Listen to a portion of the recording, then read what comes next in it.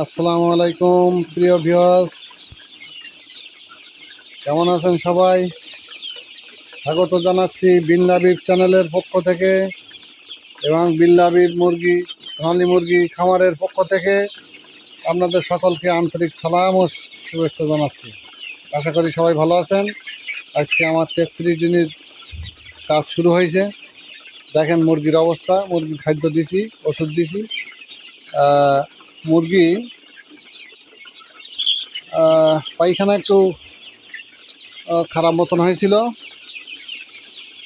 তো সকালে কক্সিলিন দিছি, আমাশার ওষুধ, রক্ত আমাশার ওষুধ। রাইতে দিছি, দুপুরে দিছি স্যালাইন, আর রাত্রে দিছি হলো নবফ্লোর, হায়ার অ্যান্টিবায়োটিক যেটা নবফ্লোর। তাহলে সকালে দিছি আমাশার ওষুধ, দুপুরে দিছি স্যালাইন, রাত্রে দিছি নবফ্লোর। এইভাবে 2 দিন কি 3 দিন চালাবো আশা করতেছি। কারণ একটা রাত্রি একটা বাচ্চা মরা দিয়েছে, এই যে বড় বাচ্চা, কী জন্যই মরছে, কেন মরছে বুঝতে পারিনি। তবে পায়খানা একটু খারাপ মতন ঠেকছিল সামান্য। তো সকালে ওষুধ দেওয়ার পর মোটামুটি একটা লাইনে আসছে। আরও 1-2 দিন চালালে আর থাকবে না আশা করি। তো মুরগির চেহারা দিকে বা মুরগির যে গরুর দিকে আমি খুব খুশি, হ্যাপি। তো দেখছেন মুরগি এখন এই খাদ্য পানি ওষুধ দেওয়া হয়ে গেছে। তো আপনাদের জন্য এই গরমে কষ্ট করে মানুষের কর্মসংস্থানের উদ্দেশ্যে, মানুষের বেকারত্ব দূরকরণের উদ্দেশ্যে আমার এই উদাত্ত প্রয়াস। তো আপনাদের কাছে আমার অনুরোধ, আপনারা চ্যানেলটি সাবস্ক্রাইব করবেন, চ্যানেলটি দেখবেন। যদি কারোর প্রয়োজন হয়, বেকারত্ব দূরকরণের সমস্যা মেটানোর প্রয়োজন হয়, তা আশা করি এই 1 দিন বয়স থেকে বিক্রি পর্যন্ত এই ভিডিওগুলো দেখলে সোনালী মুরগির উপরে আশা করি আর তেমন কোনো কিছু প্রয়োজন হবে বলে মনে করি না।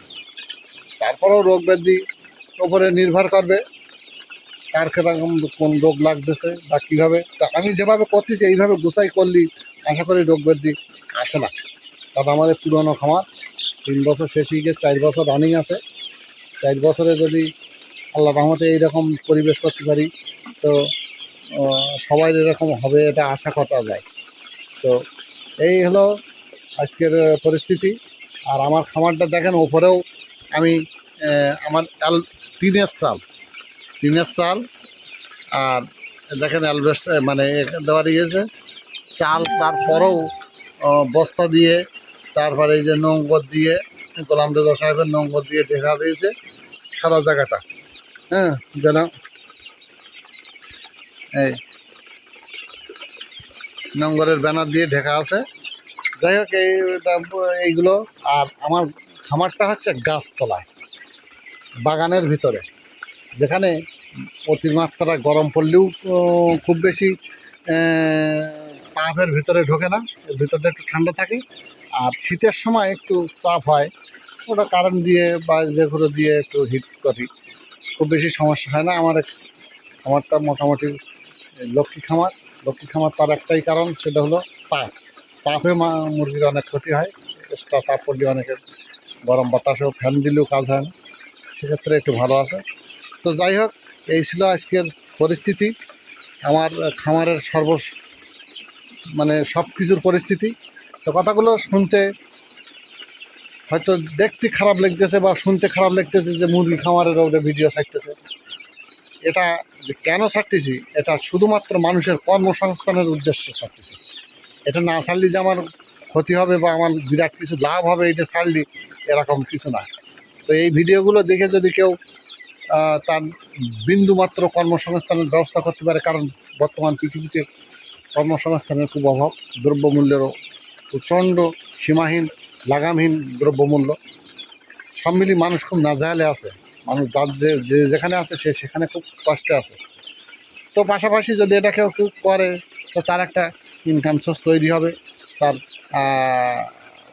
নিত্য প্রয়োজনীয় মাংসের ঘাটতি মেটাতে পারে, ডিমের ঘাটতি মেটাতে পারে, এবং অনেক কিছু করতে পারে, তারপরে থেকে আরও কিছু সে ইনকাম সোর্স তৈরি করে সংসারের খরচ ব্যয় করতে পারে। এই সব উদ্দেশ্যে এই ভিডিওগুলো করা। তো যাই হোক, আজকে ভিডিও অনেক বড় হয়েছে, তো আপনারা পাশে থাকবেন, চ্যানেলটি সাবস্ক্রাইব করবেন।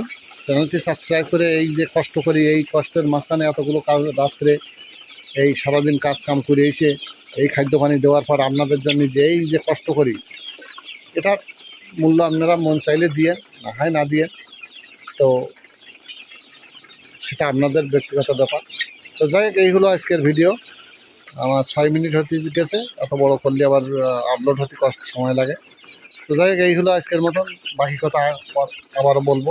তো সবাইকে ধন্যবাদ জানিয়ে শেষ করছি। চ্যানেলটি সাবস্ক্রাইব করে পাশে থাকবেন, সাথে থাকবেন, কমেন্ট বক্সে জানাবার চেষ্টা করবেন, আশা করি উত্তর দেওয়ার চেষ্টা করবো। আল্লাহ হাফেজ।